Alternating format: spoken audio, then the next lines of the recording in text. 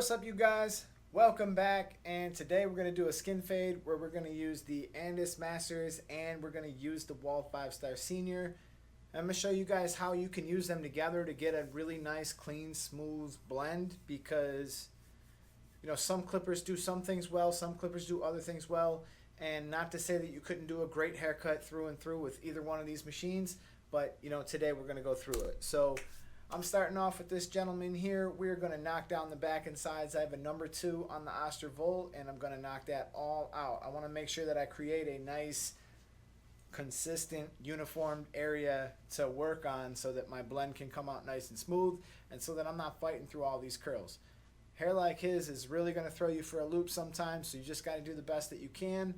He wants to grow the top out. He wants to leave that long, so in a way I'm sort of going to do like a disconnected kind of thing. You'll see. But yes, this hair can be very difficult to deal with because some of it's extremely curly, extremely tight, and then other areas of it not so much. So I'm just trying to come up. I'm sort of going against the grain, with the grain in some situations, and I'm just trying to get that sort of level, even playing field to work with. I'm going to go through. I'm going to do some clipper over comb just to knock out anything that's like sticking out kind of funny or whatever. I realize some of my camera angles were not great on this. It's a lot easier to see in person, but I can see that there's some spots where I just wanted to try to smooth them out, smooth the blend out the best you can, but don't go overboard with the clipper over comb, because remember, it's just for removing bulk. You don't need to go crazy with it. We're going to start by setting our skin line in with the 5-0. If you don't have the 5-0, go ahead and use your outliners or your trimmers. And that's going to take us all the way down to skin so that we're real close, so that when we come in with our electric shaver, it's going to be a very short jump from the actual skin part of the fade to the next level up, which is going to be that 5-0. So I'm going to jump to the left side of the head now, and I'm going to meet my 2 lines in the back. I like to kind of just set that all the way down to about the occipital bone, then jump over to the other side. This helps me to be symmetrical, to make sure that I'm at the same point on both sides, and then I'm not going to wind up with a skin line real high on one side, real low on the other. Very easy to do that. If you're just going to travel all the way around this head, you could easily make that mistake. And if you follow my videos and my advice, you won't make that mistake, because you'll jump to that other side. So once I've got that entirely cleaned out, I'm good to go. I'm going to go ahead. I'm going to grab my Braun Series 9. Whatever you guys got for an electric shaver, it really, whatever you got, we're going to grab it. We're going to get to work with that. And we are not going to create additional work for ourselves. We're going to make sure that we stop before we get to that line that we've just created, that we just put in there. We're going to make sure that we stop before we get to that. We're going to start releasing tension and start flicking up. And we're going to make sure that that blend is perfectly smooth, that there is no line from where you did your skin to where you did your 5-0. And then the next part up is where we're going to start working after that. A lot of people ask me, like, hey, can you show me a video of you doing some cleanup work? Can you show me how you clean up your fades and like perfect them and stuff like that? And of course I do some cleanup work to some extent in a lot of my videos. You'll even see it. But the truth is, if you're really thorough and you step through the process carefully, you're going to have a lot less cleanup work to do. You're going to leave yourself with less of a mess. So my advice to most of you guys, especially if you're just getting started out and you're new, is to just go ahead and make sure that you finish step 1 before you jump to step 3. Okay? Follow these steps in the order of which they occur and do the best that you can. So we're going to make sure that we do number 1. Step number 1 is perfect. And basically, step number 1 in this case right now is we want to make sure that that skin is all the way knocked down at the bottom and it's nice and smooth. Now, secondly, we're beginning with the Andis Masters in this case. We have a large amount of throw. The Andis Masters can cut from a 000 to a number 1. I have it open, and I'm going in and I'm going to set in my secondary guideline. I'm not really needing to flick up. You can flick up a little bit if you want to, but do not flick up if you don't feel comfortable. It's more important that you just put that guideline in that nice spot so that it's nice and even. And I'm going to take it all the way back to the occipital bone, and then I'll jump on the other side of the head and I'll do the same thing there. Make sure that you're holding that clipper flat. If you're not holding that clipper flat, there's a pretty good chance that you're not getting all the way down to that open tapered length, and you need to be at that open tapered length if you want to make sure that you're going to use this clipper just right. So we're going to go through, we're going to perform this all the way on to the other side of the head. And this is pretty much how I always do my blends. I always make sure that I work on both sides of the head. Sometimes people ask me, hey, do you finish one side of the head then jump to the other? My answer to that question is absolutely not. That makes zero sense to me at all. In fact, I think it's really going to slow you down. And in my other video about how to fade faster without sacrificing quality, I touch on that. And it's very important that you just kind of minimize your movements a little bit here and perform all of it around the same time. So when you're doing this open taper step, doing it on both sides of the head, unless you're filming, of course, I understand you're trying to keep the camera still. You got to, do what you got to do. But in the case of actually, how I'm actually working and what I actually do, this is really what I do. So now I'm just going to begin closing that one notch at a time, and I'm going to go up very close to the top of that line, but I'm going to stop just below. Also notice that I'm sort of keeping it on an angle, and at times I'm only working with one corner of the blade or only half of the blade, and little by little I'm going to begin moving that lever into the closed position and stepping down a tiny bit at a time.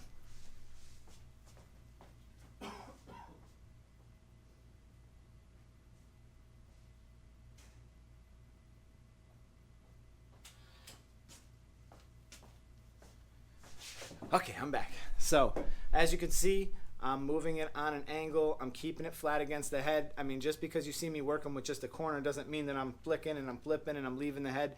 If you start flicking and flipping and leaving the head a lot, there's a pretty good chance that when you leave the head, you're going to come back in. Not only does it not feel good to be banged in the side of the head with a piece of metal, it's also probably going to cause your cuts to be a little less accurate. So keep that anchor down on the skin. That's what's going to keep you steady. Even if you've been drinking a ton of coffee and doing a couple things, your hands get shaky, it doesn't make a difference.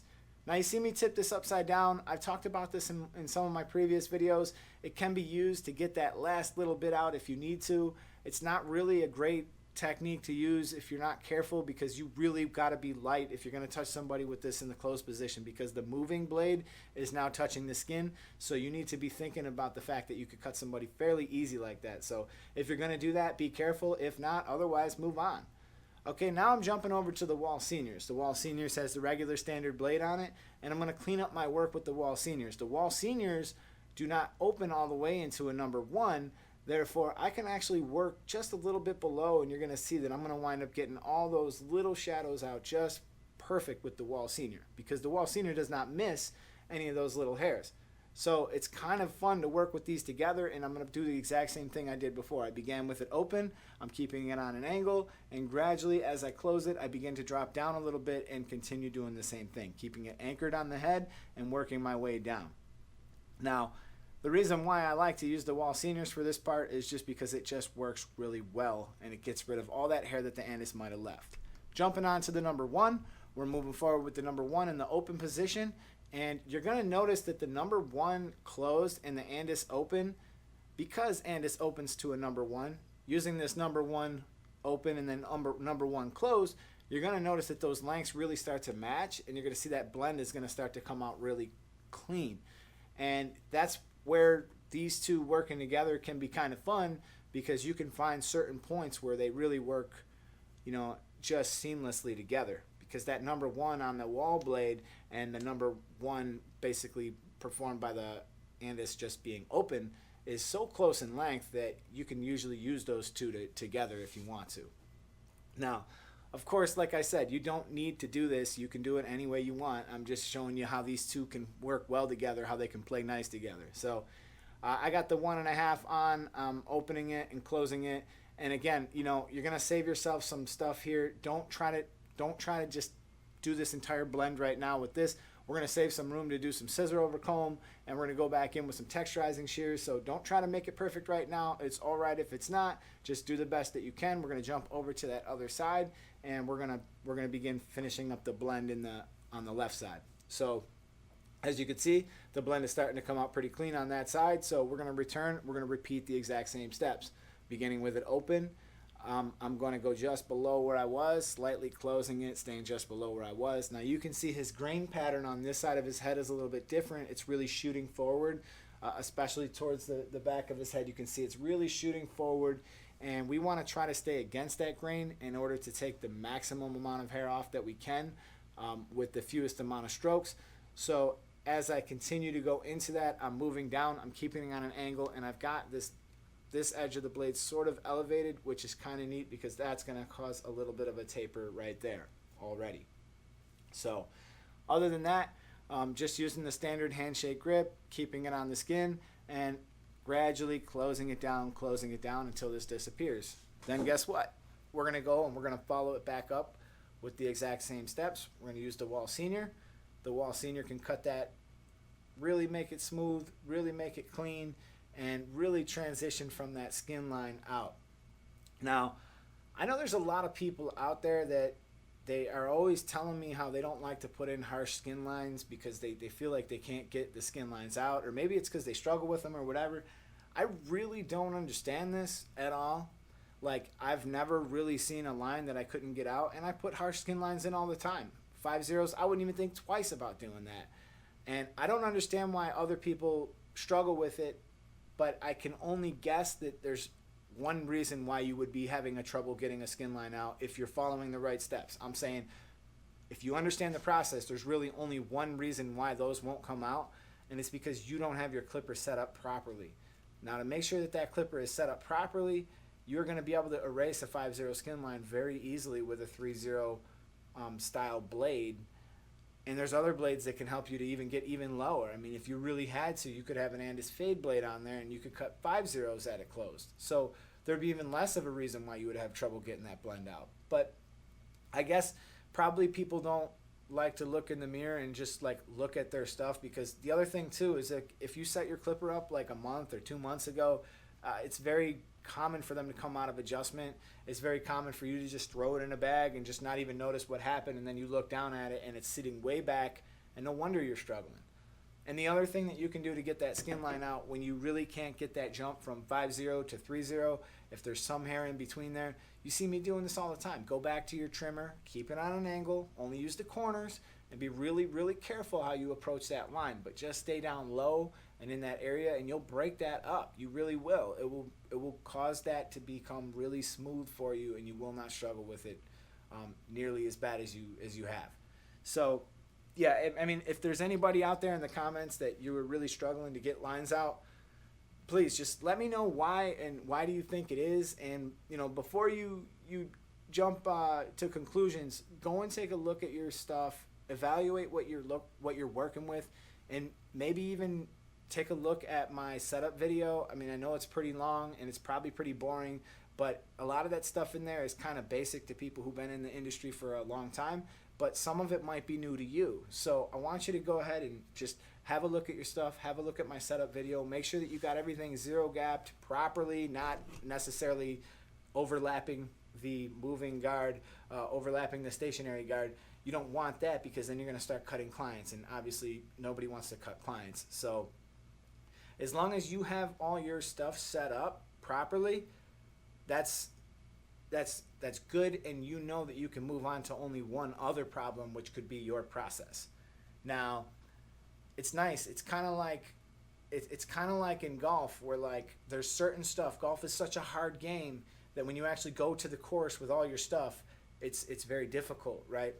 But if all your stuff is set up properly to help you, you're going to be a lot better off on the course. So like right now, here we are, we're on the course, we're working on the process. At least we can know and we can rest assured that our equipment is properly set up and that we are in a position to succeed. So in the back, you're basically going to see me handle this the same way you see me handle the front. And I also, you know, I did the edge up in this video. I realized that I really need to make an edge up video, just an edge up video, because I know you guys don't want to watch these big old long tutorials if all you're really worried about is like learning how to edge up a little bit better. But I will walk you through some of how I edge up in this video. But I know that I need to make a video on that, and you know, it's kind of long overdue, and I promise you guys, when the opportunity presents itself, I will definitely get on top of that. I'll get you a nice short little edge up video out that you can just refer to over and over again when you struggle, so you don't have to watch some giant tutorial like this. So anyways, in the back, we're following the exact same steps that we did on the sides. We're just slightly closing it, stepping it down a little bit, little by little. We're following our fade scale. So just to talk for a second about the fade scale, we jumped from skin to 5-0. Okay, we did that. We did that smooth, seamless. Most people can handle that electric shaver portion. It's fairly simple. Then from 5-0s, we went to open taper, right? We began closing it all the way down. So we've got it perfectly smooth all the way up to open taper to skin. And that's basically what you're seeing me work on in this last little part here. You see me jump back to my trimmers. I was having a little bit of a problem getting that last little bit out, and boom, you're going to see that these trimmers are going to be able to knock that out. So it's very common for you to have to go back to your clippers after you use your trimmers, especially if you created another line or something like that. But as long as you're keeping on an angle and you're using that corner, the amount of cleanup that you're actually going to have is going to be very small. And if you need to, jump back to your electric shaver if you feel you need to, if you feel you missed something.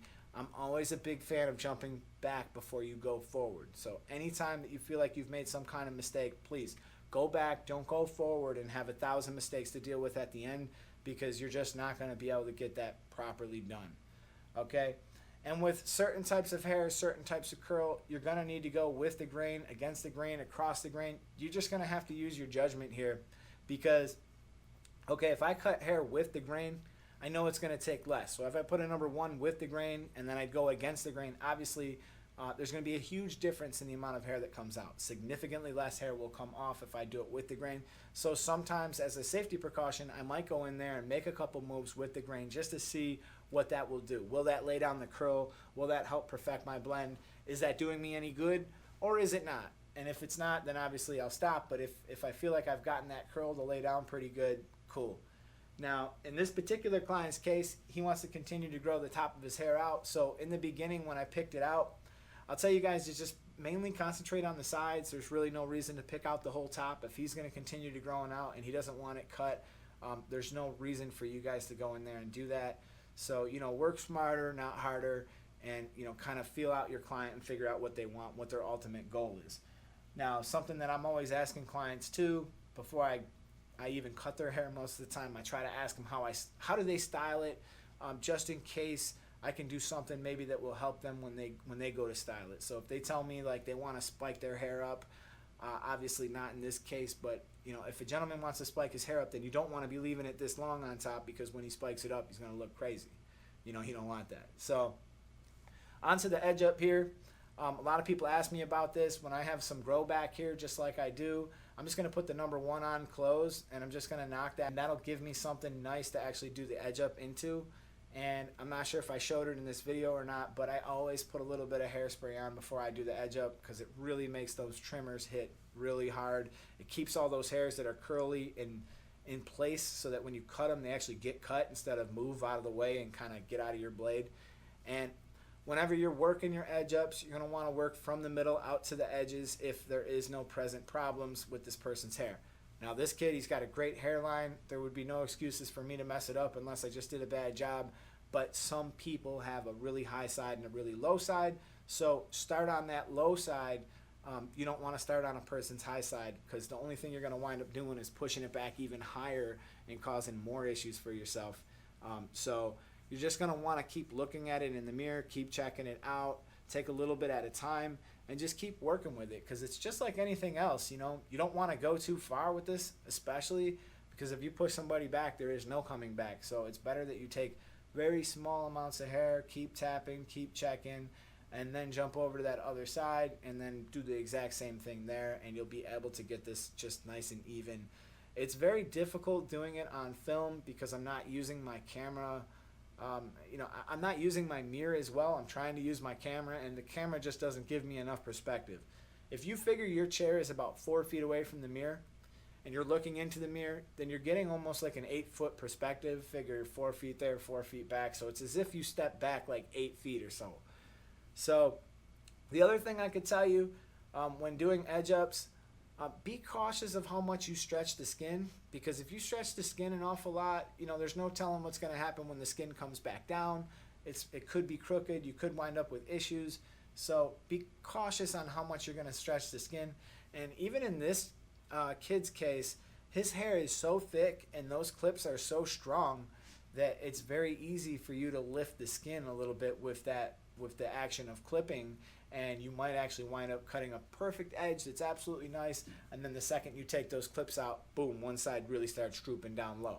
So you know, be cautious of that. Like if you decide to use these or maybe the Velcro from Barber or something like that, be cautious of that. Think about that, because you want to make sure that you're giving them the most accurate edge up you can. So when you take that stuff out of their hair, look at it again and make sure that it's nice and even. I mean, 9 times out of 10, I find myself needing to make an adjustment in that situation. So other than that, I'm just going to go through. I'm going to clean them up with a straight razor. I'm going to finish off this cut. And if you guys got any questions about how to use these Andis and these wall clippers together, or if it's something that you do or a technique that you use, I'd love to hear about it. We're all here to share information and try to make our job as easy as possible. So if you guys are finding something that's working out really easy for you, I want to hear about it. And other than that, man, I'll see you guys in my next video. Thank you so much for all the love and sharing and support and likes and comments. And very soon we're going to be giving away an Oster fast feed with the home front with guards, Andis magnetic, double magnetic guards, all the way from 0 to a number 8.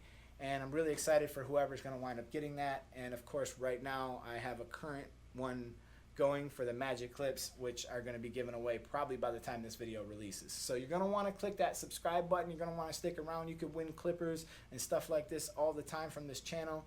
And thank you so much. I'm going to see you guys in my next video. I'm out of here.